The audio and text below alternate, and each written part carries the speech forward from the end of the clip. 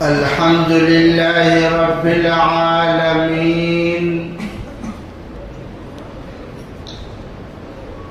والصلاة والسلام على سيد الأنبياء والمرسلين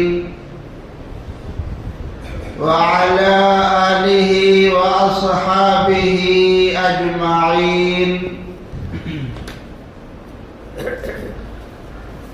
أما بعد فأعوذ بالله من الشيطان الرجيم. بسم الله الرحمن الرحيم.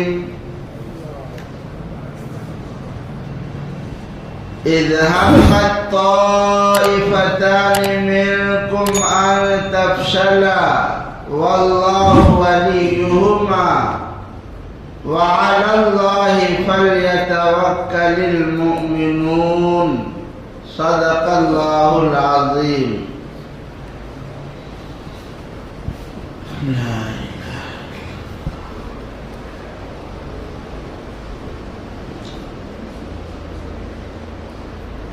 امام الانبیاء جناب محمد رسول اللہ صلی اللہ علیہ وسلم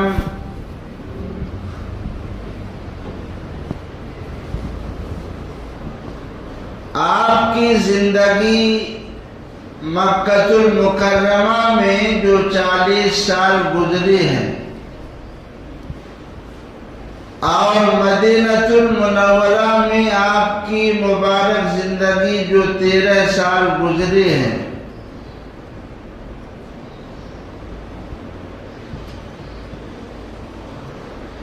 اس میں اللہ کے نبی صلی اللہ علیہ وسلم نے اعلاء کلمت اللہ کے لیے جان کی، مال کی، ہر طرح کی قربانی خود بھی دی، اور جو اسلام کے دامن سے وابستہ ہو گئے انہوں نے بھی اس میں کوئی کسر نہیں چھوڑی. یوں کہیے کہ آپ کی پوری زندگی کبھی آپ سکون سے بیٹھ نہیں پائے، آرام نہیں کر پائے، مسلسل دنیا کفر کی طرف سے اذیتوں سے دوچار ہونا پڑا، جس کے نتیجے میں اللہ تبارک و تعالی نے اجازت دی کہ اس کینسر کو ختم کریں، ورنہ اس روئے زمین پر اللہ کا نام لینا مشکل ہو جائے گا. چنانچہ غزوہ بدر پیش آئی. آپ نے سنا حضور اقدس صلی اللہ علیہ وسلم کو اور آپ کے ماننے والوں کو مٹانے کی دنیا کفر نے پوری کوشش کی. آپ سن چکے ہیں کہ ابو سفیان کا جو تجارتی قافلہ شام گیا ہوا تھا اور جس کو روکنے کے لیے حضور صلی اللہ علیہ وسلم اپنے صحابہ کرام کے ساتھ نکلے تھے، وہ قافلہ بچ کر مکہ چلا گیا اور ادھر سے 1000 کا لشکر آ گیا بدر کے میدان میں اور مٹبھیڑ ہو گئی. تو تجارتی جو قافلہ تھا بھاری مال تھا، اس میں 50,000 دینار سے زیادہ مالیت کے اس میں سامان تھے، جس میں مکہ والوں نے بہت کچھ لگایا تھا اپنا، تاکہ زیادہ سے زیادہ فائدہ حاصل ہو. اب بدر میں شکست ہو گئی تو اس تجارتی قافلے میں جو مال تھا سب کو بیچا گیا اور منافع کو دوبارہ مسلمانوں کو کچلنے کے لیے بھاری مال اکٹھا کیا گیا. اور جن کے پاس پیسہ تھا مکہ میں، ان لوگوں نے فائدہ بھی دیا مال کا اصل اور پیسہ بھی لگایا، یعنی چندہ بھی دیا ہو، تاکہ مسلمانوں کا اسلام کا صفایا ہو جائے. اب اس میں आतिश खतीब, जादूगर, शोरा, सब ने बढ़ चढ़ कर हिस्सा लिया और एक माहौल गर्म किया जिसमें 3000 का लश्कर तैयार हो गए। मक्का मुकर्रमा में कुफार का 3000 का लश्कर तैयार हो गया। हजरत अब्बास मक्का में थे। इनको जब खबर लगी कि कुफार मक्का और अतराफ के दीगर कबाइल मुसलमानों को कुचलने के लिए मदीना की तरफ रवानगी का इरादा करते हैं, तो हजरत अब्बास जो अभी मक्का में ही थे, खत के जरिए से हुजूर सल्लल्लाहु अलैहि वसल्लम को ये खबर दे दी कि मदीना मुनव्वरा पर चढ़ाई का खतरा है। हुजूर सल्लल्लाहु अलैहि वसल्लम को जब खबर मिली मदीनतुल मुनव्वरा में, तो आप सल्लल्लाहु अलैहि वसल्लम ने जुमा की नमाज के बाद मीटिंग बुलाई, मशवरा किया सहाबा से कि ये सूरत हाल है, अब क्या किया जाए। सहाबे किराम में राय मुख्तलिफ आई। कोई कह रहा है कि मदीना में रहकर ही दिफा किया जाए, और किसी की राय ये है कि मदीना से बाहर निकलकर जंग करेंगे। खुद हुजूर सल्लल्लाहु अलैहि वसल्लम की राय थी कि मदीना में रहकर ही क़िताल करेंगे, मदीना से बाहर नहीं जाएंगे। यही राय रईसुल मुनाफिकीन अब्दुल्लाह बिन उबई की भी थी। हालांकि ये मुनाफिक था, इसकी भी राय थी कि मदीना में रहकर ही जंग लड़ेंगे, बाहर निकल कर नहीं शहर से। इसकी राय क्यों थी ऐसी? ताकि निफाक पर पर्दा पड़ा रहे। ये कोई खैर खाना अंदाज में राय मशवरा नहीं दिया था। बाहर निकलेंगे तो पता चल जाएगा, अभी लड़ना पड़ेगा। यहाँ रहेंगे, अगर जंग हुई भी तो छुप जाएंगे। हम मुनाफिक हैं, निफाक हमारे अंदर है, तो वो जाहिर नहीं होगा। लेकिन हजरत हमजा और दीगर नौजवान साहबा जो गज़वे बद्र में शरीक ना हो सके, रसूल अकरम सल्लल्लाहु अलैहि वसल्लम से कहने लगे कि मदीना से बाहर निकलकर हम जंग लड़ेंगे। अब ये राय देने वालों की तादाद ज्यादा थी। हुजूर सल्लल्लाहु अलैहि वसल्लम ने उसी पर फैसला कर दिया और आप अंदर गए। सैयदना हजरत उमर, हजरत अबू बकर रज़ियल्लाहु अन्हुमा ने खुद हुजूर सल्लल्लाहु अलैहि वसल्लम को ज़िरा पहनाई, खोज पहनाया, और अस्र के बाद रसूल अकरम सल्लल्लाहु अलैहि वसल्लम इधर ये हजरात खुद हुजूर सल्लल्लाहु अलैहि वसल्लम को जंग के लिए तैयार कर रहे हैं। उधर बाहर सहाबा में ये बात चल रही है कि हमें अपनी राय पर इसरार नहीं करना चाहिए। ये फैसला खुद हुजूर सल्लल्लाहु अलैहि वसल्लम पर छोड़ देना चाहिए, जैसा आप कहें वैसा ही किया जाएगा। लेकिन जब हुजूर सल्लल्लाहु अलैहि वसल्लम हथियार लगाकर, ज़िरा पहनकर, खोज पहनकर बाहर निकल आए, तो साहबी ने फरमाया, या रसूल अल्लाह, जो आप चाहें वैसा करें, जैसी आपकी राय हो। हमारी तरफ से कोई इसरार, कोई जबरदस्ती नहीं। रसूल पाक सल्लल्लाहु अलैहि वसल्लम ने इरशाद फरमाया, किसी पैगंबर के लिए ये ज़ेबा नहीं देता कि जब वो हथियार उठा ले, हथियार पहन ले, तो उसको उतार दे।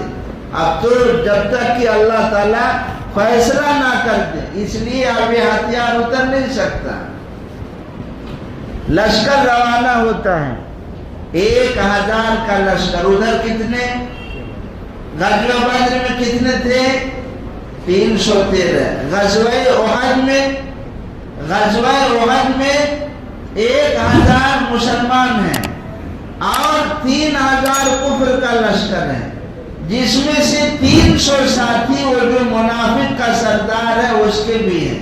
चलते चलते जब मदीना मुनव्वरा आप जाएंगे جائیں گے احد پہاڑ جو ہے جس کے بارے میں حضور اقدس صلی اللہ علیہ وسلم نے ارشاد فرمایا احد یہ وہ پہاڑ ہے جو مجھ سے محبت کرتا ہے، ہم بھی اس سے محبت رکھتے ہیں۔ ایک پہاڑ حضور صلی اللہ علیہ وسلم سے محبت رکھتا ہے، تو یہ پہاڑ الحمدللہ ہم بھی وہاں گئے ہیں۔ حضرت حمزہ رضی اللہ عنہ کی قبر مبارک پر حاضری ہوئی، ہم پورا گھومے ہیں ٹیکسی کے ذریعے سے، آپ بھی گئے ہوں گے۔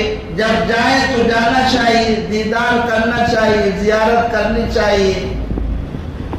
حضور اقدس صلی اللہ علیہ وسلم احد کے پہاڑ سے کچھ پہلے جب پہنچے تو منافقوں کے سردار نے یہ کہتے ہوئے کہ ہماری بات نہیں مانی گئی اس لیے ہم واپس جا رہے ہیں، اور 300 اپنے ساتھیوں کو لے کر پیچھے قدم موڑ لیا اور واپس جانے لگا۔ اب کتنے بچے؟ 700۔ صحابہ کرام نے بہت سمجھایا، ہر طرح سے سمجھایا، لیکن منافقوں کا سردار بات ماننے کے لیے تیار نہیں ہوا۔ حضور اقدس صلی اللہ علیہ وسلم اسلام کے جانباز سپاہیوں اور کمانڈروں کو، جن کی تعداد 700 تھی، جبل احد کے دامن میں آپ نے اتار دی۔ ادھر 3000 کا لشکر، حضور اقدس صلی اللہ علیہ وسلم نے 3 جھنڈے 3 صحابہ کو عطا فرمائے، اور جنگ کے شروع ہونے سے پہلے ہی رسول اکرم صلی اللہ علیہ وسلم نے پرجوش انداز میں صحابہ کو جوش دلاتے ہوئے ارشاد فرمایا من یأخذ هذا السیف بحقہ۔ آپ نے تلوار کو یوں لہرایا اور ارشاد فرمایا اس تلوار کا حق ادا کون کرے گا؟ اس تلوار کا حق ادا کون کرے گا؟ حضرت عمر، حضرت ابو بکر، دیگر صحابہ نے قدم آگے بڑھایا کہ یہ تلوار ہمیں مل جائے اور اس تلوار سے ہم مقابلہ کریں۔ لیکن ایک صحابی ہے حضرت ابو دجانہ رضی اللہ عنہ، مشہور ہمتی اور پہلوان قسم کے آدمی تھے۔ ان کی نشانی تھی کہ جب یہ سر پر لال پٹی باندھ لیتے تو پتہ چل جاتا کہ اب یہ لڑیں گے ضرور اور موت سے ڈرنے والے نہیں ہیں۔ حضرت ابو دجانہ آگے بڑھے اور ارشاد فرمایا یا رسول اللہ اس تلوار کا کیا حق ہے؟ رسول اکرم صلی اللہ علیہ وسلم نے ارشاد فرمایا کہ اس تلوار کا حق یہ ہے کہ جو بھی کافر ملے اسے قتل کرتے ہوئے آگے بڑھ جاؤ جب تک یہ مر نہ جائے۔ کہنے لگے یا رسول اللہ میں اس کا حق ادا کروں گا۔ حضرت علی انفرادی جنگ ہوتی ہے، پہلے آپ نے سنا تھا غزوہ بدر میں، تو اس میں بھی کفار کی طرف سے طلحہ بن ابی طلحہ سامنے آیا انفرادی جنگ میں، ادھر سے حضرت علی آئے۔ حضرت علی نے پل بھر میں کام تمام کر دیا۔ اس کے بعد اس کے خاندان سے دوسرا آیا، حضرت حمزہ نے، پھر تیسرا آیا۔ اس طریقے سے جب انفرادی جنگ میں تقریباً 6 یا 7 لوگ 10 تک مر گئے تو اب گھمسان کی جنگ شروع ہو گئی۔ یہاں ایک بات یاد رکھنی چاہیے کہ جب جبل احد کے پاس جائیں گے آپ تو حضور صلی اللہ علیہ وسلم نے کیا آپ کی حکمت عملی تھی، کیسے سپہ سالار تھے آپ، کیا قیادت کرتے تھے، کہ آج سیرت سے ہی لوگوں نے سیکھا ہے جدید ٹیکنالوجی کو۔ حضور صلی اللہ علیہ وسلم نے جبل احد کو اپنے پیچھے رکھا تاکہ دائیں طرف رائٹ سے اور پیچھے سے محفوظ ہو جائیں۔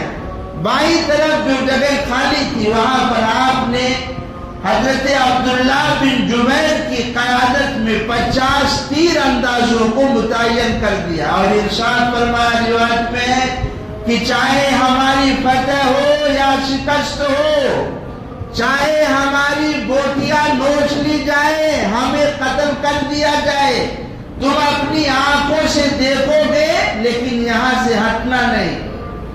تمہارا کام ہے کہ اس پہ ڈٹے رہنا، اگر کوئی پیچھے سے حملہ کا ارادہ کرے تو اس پر تیروں سے بارش کرنا۔ یہ 50 صحابہ کرام کو آپ نے متعین کر دیا۔ گھمسان کی جنگ چالو ہے، انفرادی جنگ میں تقریباً 21 کفار مارے گئے۔ رسول اکرم صلی اللہ علیہ وسلم، آپ کو معلوم ہونا چاہیے کہ حضرت حمزہ جب جنگ کرتے تھے تو آپ کے سینے مبارک پر شتر مرغ کی پنکھ کلگی آپ لگائے رکھتے تھے اور ابو دجانہ پٹی باندھتے تھے۔ خود رسول اللہ صلی اللہ علیہ وسلم جب میدان جنگ میں اترتے تو اچھے اچھے بہادروں کے پسینے چھوٹ جاتے تھے۔ آپ کو دیکھ کر صرف آپ کا رعب اور جلال اتنا ہوتا تھا۔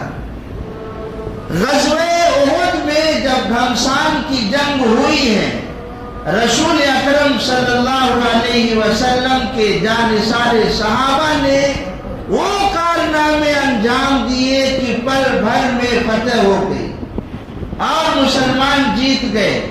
مال غنیمت کو جب سمیٹنے لگے تو وہ جو 50 تیر انداز گھاٹی پر تعینات تھے، انہوں نے یہ سوچا کہ اب فتح ہو گئی ہے، اس لیے مال غنیمت لوٹنے کے لیے وہ بھی اترنے لگے۔ قائد عبداللہ بن جبیر نے کہا رسول اللہ نے منع فرمایا ہے مت اترو، لیکن صحابہ کرام اتر گئے۔ یہ ان کی اجتہادی خطا تھی، یاد رکھنا چاہیے۔ کتے بہت ہیں بھونکنے والے، صحابہ کرام پر الزام لگانے والے اور آپ کی شان میں گستاخی کرنے والے۔ صحابہ کرام کی اس غلطی کی وجہ سے جیتی ہوئی جنگ شکست میں تبدیل ہو گئی، لیکن صحابہ کرام کو برا بھلا کہنا اور آپ پر کیچڑ اچھالنا تمہارا کیا حق ہے؟ جب اللہ نے سورہ آل عمران میں ان صحابہ کرام کے بارے میں معافی کا اعلان کر دیا اور کہہ دیا اللہ تعالیٰ نے اے اللہ کے نبی ہم نے معاف کر دیا ہے، آپ بھی معاف کر دیجئے اور ان کے لیے دعا کریے، اپنے مشورے میں ان کو شامل بھی کریے۔ یہ 50 تیر انداز صحابہ کی اجتہادی خطا سے قاعدہ ہے۔ اگر مجتہد اجتہاد کرتا ہے اور خطا ہو جاتی ہے تو بھی اس کو ایک ثواب ملتا ہے، اور اگر اپنے فیصلے پر درست پہنچ جاتا ہے اسے ڈبل اجر ملتا ہے۔ یہ ان کی اجتہادی غلطی تھی، اسی لیے حضرت خالد بن ولید جن کو اسلام میں آنے کے بعد اللہ کے نبی صلی اللہ علیہ وسلم نے سیف اللہ کا خطاب دیا ہے، یہ وہ جنگجو اور کمانڈر تھا کہ میدان جنگ میں باریک چیزوں پر یہ نظر رکھتے تھے، کہاں سے کمزوری پائے اور حملہ کر دے۔ اس لیے خالد بن ولید 100 سواروں کے ساتھ جب دیکھے کہ یہ مقام خالی ہے تو آپ نے چڑھائی کر دی۔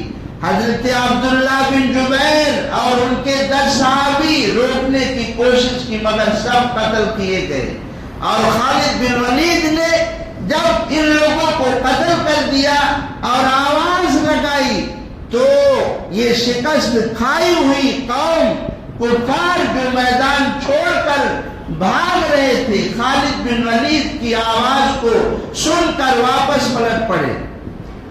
اس مقام پر خود رسول اللہ صلی اللہ علیہ وسلم پھنس گئے آپ میدان جنگ میں، اور ایک طرف اسلام کا سپاہی اور کمانڈر سعد بن وقاص تو دوسری طرف ان کا بھائی عتبہ بن وقاص جو رسول اکرم صلی اللہ علیہ وسلم پر کے چہروں پر پتھر مار رہا ہے۔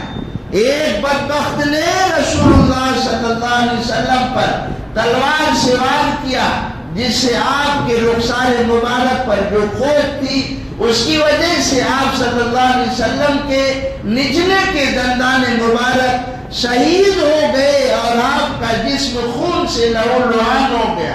جس موقع پر رسول اللہ صلی اللہ علیہ وسلم نے اعلان فرمایا کون ہے جو جنت میں میرا رفیق بننا چاہتا ہے اسے چاہیے کہ میری حفاظت کرے, سامنے آئے اور ڈھال بن جائے. یہ کے بعد دیگر صحابہ 1 2 3 4 5 6 7 تک صحابہ کرام رسول اللہ صلی اللہ علیہ وسلم کی حفاظت میں اپنی جان کا نذرانہ پیش کر دیے.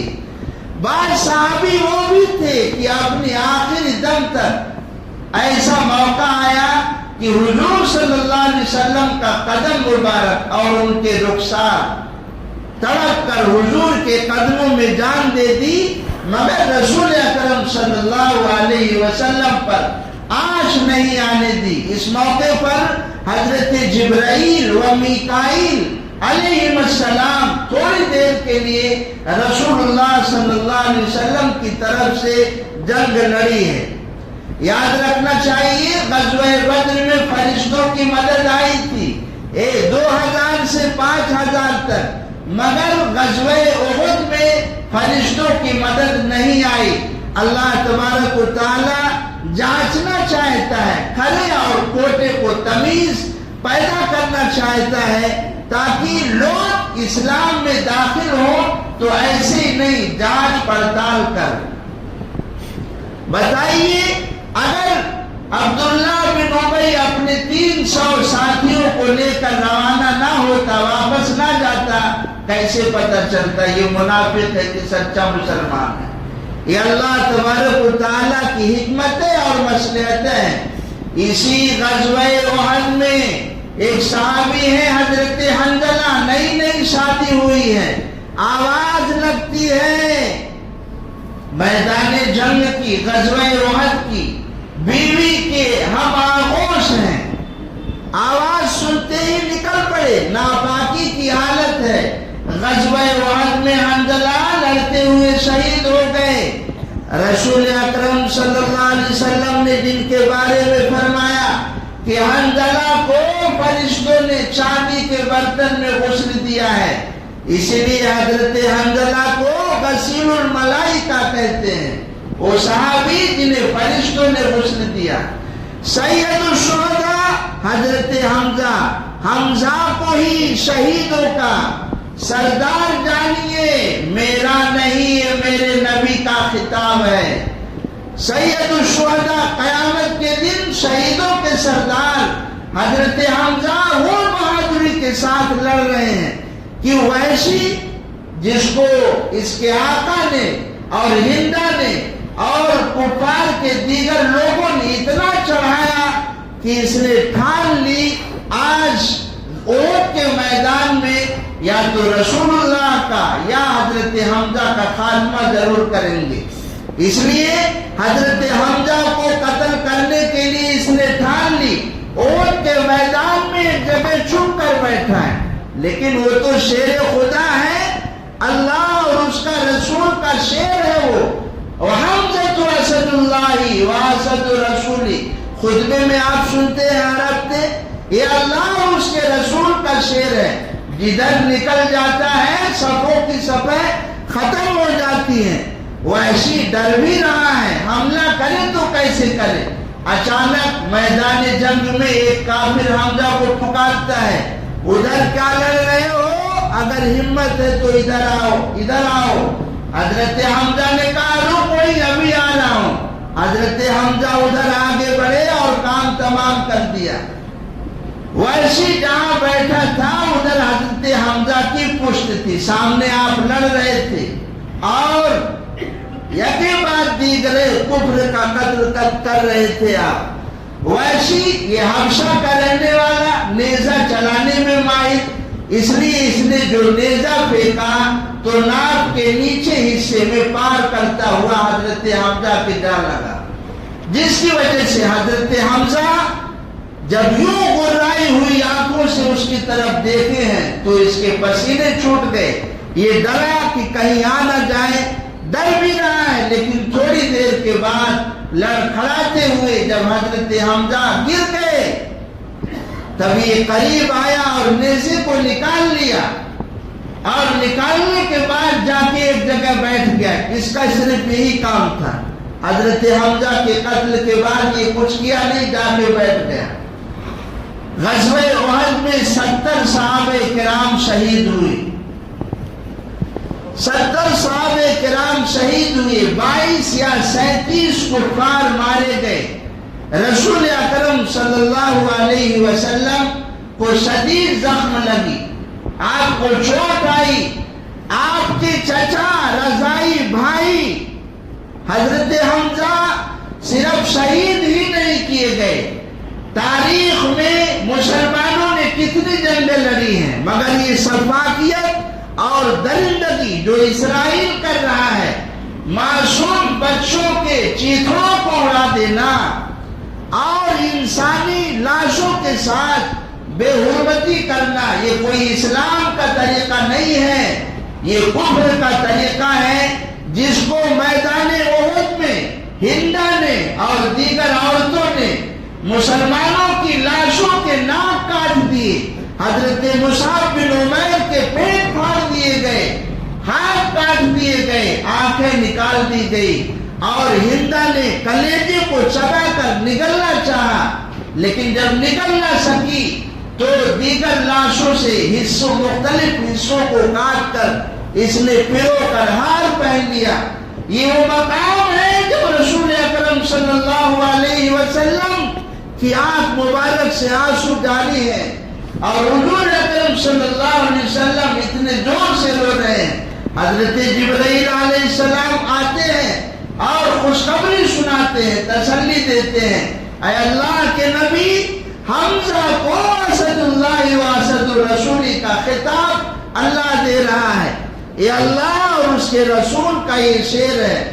رسول اکرم صلی اللہ علیہ وسلم نے بدلہ لینے کی ٹھانی کہ ہم بھی ایسا ہی کریں گے، لیکن اللہ تبارک و تعالیٰ نے قرآن پاک کی آیتیں نازل فرمائی جس میں اللہ نے ارشاد فرمایا بدلہ اتنا ہی لیجیے جتنا آپ کے ساتھ کیا جائے، جتنا آپ کے ساتھ ظلم کیا جائے اور آپ کے ساتھ سلوک کیا جائے اتنا ہی آپ بدلہ لے سکتے ہیں۔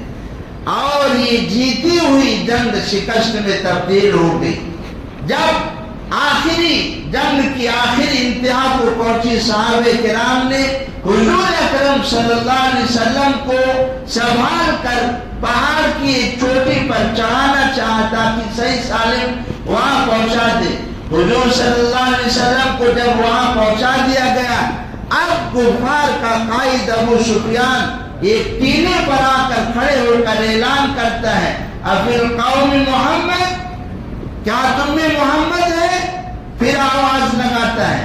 حضرت عمر کتنا جوش اور جلال، کھڑا ہونا چاہتے ہیں اور جواب دینا چاہتے ہیں، لیکن اللہ کے نبی نے کہا خاموش رہو۔ پھر اس نے آواز لگائی، کیا تم میں ابو بکر ہے؟ حضور نے فرمایا خاموش رہو۔ پھر اس نے آواز لگائی، کیا تم میں عمر ہے؟ پھر حضور نے فرمایا خاموش رہو۔ اس نے 3 مرتبہ آواز لگائی، حضور نے فرمایا خاموش رہو۔ دنیا کفر کو یہ معلوم تھا کہ اگر اسلام کی بنیاد محمد الرسول اللہ ہے، آپ کے بعد سیدنا صدیق اکبر ہیں، آپ کے بعد عمر فاروق ہیں، دنیا کفر کو معلوم تھا کہ اگر یہ 3 قائد ختم ہو جاتے ہیں تو پھر اسلام کو مٹانا آسان ہو جائے گا۔ اس لیے قائد ابو سفیان ان 3 لوگوں کے نام لے کر یہ کہتا ہے، کیا کہتا ہے؟ جے لگاتا ہے، اولو حبل، اولو حبل، حبل کی جے ہو، یاد رکھنا چاہیے۔ حضرت آدم کے صاحبزادے حابیل ہیں، انہی کا نام یہ تبدیل ہو کر بتوں میں رکھ دیا گیا حبل۔ جب غور سے سنیے، جب ابو سفیان نے 3 مرتبہ آواز نام بنام پکارا اور کوئی جواب نہیں آیا، پھر اس نے نعرہ لگایا، کیا؟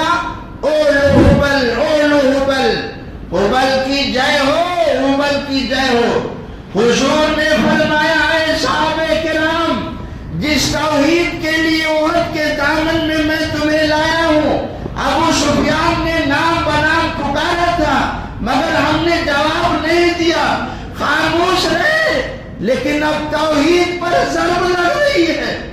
اب یہ کفر کا سرغنہ قائد اسلام کفر اور توحید کے مقابل میں آ رہا ہے، اس لیے عمر کھڑے ہوئیے، اور اگر یہ پکارتا ہے اولو حبل تو آپ بھی نعرہ لگائیے اللہ اعلی واجل۔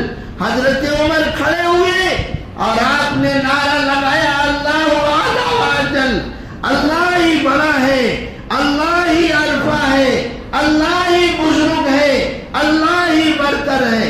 یہ قائد ابو سفیان، یہ دنیائے کفر کبھی ایک چیز کی پوجا پر جم نہیں سکتے۔ یہ خاص نشانی مسلمانوں کی ہے جو صرف اللہ کی وحدانیت کا اقرار کرتے ہیں اور شرک سے بیزاری کا اعلان کرتے ہیں۔ مسلمان توحید پر استقامت کے ساتھ جمع رہتا ہے۔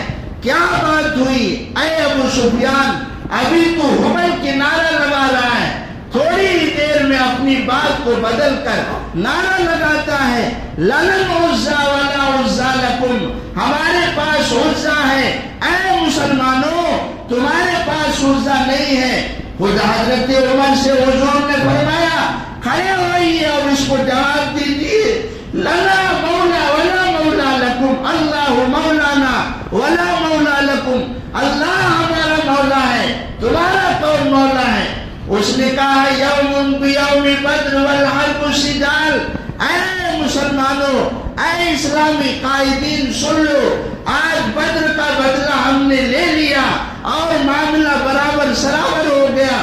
حضور نے فرمایا عمر جواب دو، لا سواء قتلانا فی الجنہ و قتلاکم فی النار، ایسے کیسے برابر ہو جائیں گے؟ ہمارے شہید جنت میں ہیں، تمہارے جہنم میں ہیں۔ یاد رکھنا چاہیے غزوہ بدر میں حضور کی اطاعت نہ کرنے سے اور آپ کی بات نہ ماننے سے یہ جیتی ہوئی فتح شکست میں تبدیل ہو گئی۔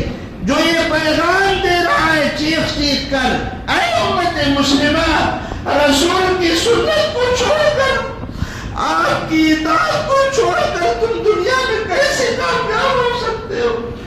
اس کے بارے میں حضور نے فرمایا فمن رغب عن سنتی فلیس منی، کہ جو میری سنت سے اعراض کرے وہ کامیاب کیسے ہوگا؟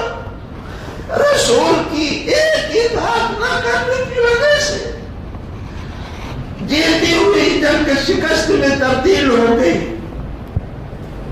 آج ہم رسول کی کتنی اطاعت کرتے ہیں، آج مسجدوں میں رسول کی اطاعت نہیں ہو رہی، کون کرتا ہے سنت پر عمل؟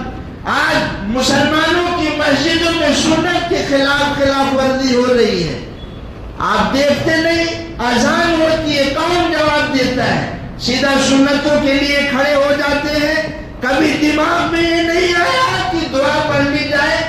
امام خطبہ دینے کے لیے ممبر پر جاتا ہے، آپ بیٹھے ہوئے مسجد میں بات کر رہے ہوتے ہیں۔ امام ترمذی نے اپنی کتاب ترمذی شریف میں یہ بات آتا ہے، باب ما جاء فی الکلام بعد نزول الامام من المنبر، جس میں یہ ثابت کیا ہے کہ جب امام خطبہ دینے کے لیے ممبر پر چڑھ جائے اور امام اتر جائے اس کے بعد بات کر سکتے ہیں یا نہیں، جس کے بارے میں شرائع حدیث نے لکھا ہے جب امام خطبہ دینے کے لیے ممبر پر چلا جائے اور اتر بھی جائے، نماز جب تک کھڑی نہ ہو جائے، یہ جو بیچ میں ٹائم لگتا ہے نماز کے کھڑی ہونے کا، اس درمیان بھی آپ کو خاموش رہنا ہے۔ لیکن ہائے افسوس اتنی بے حسی امت مسلمہ کی کہ ابھی خطبہ ختم نہیں ہوتا اور لوگ کھڑے ہو جاتے ہیں، امام مؤذن اقامت کرتا ہے اور لوگ کھڑے ہو کر گفتگو کرتے ہیں، اور وہ شور اور وہ ہنگامہ ہوتا ہے کہ اللہ کی پناہ۔ یہ خلاف ورزیاں اس مسجد میں، اس مقدس مقام میں جو اسلام شاعر اسلام ہے، دین کے مینار ہے، اسی طرح نہ جانے کتنی خلاف ورزیاں ہم کرتے ہیں اور تمنا رکھتے ہیں دنیا و آخرت میں کامیابی کی، دنیا و آخرت میں سرخروئی کی اور عزت کی۔ اللہ کے لیے رسول کی اطاعت کرو، رسول کے دامن سے چمٹ جاؤ، اللہ کے نبی کی ایک ایک ادا کرو۔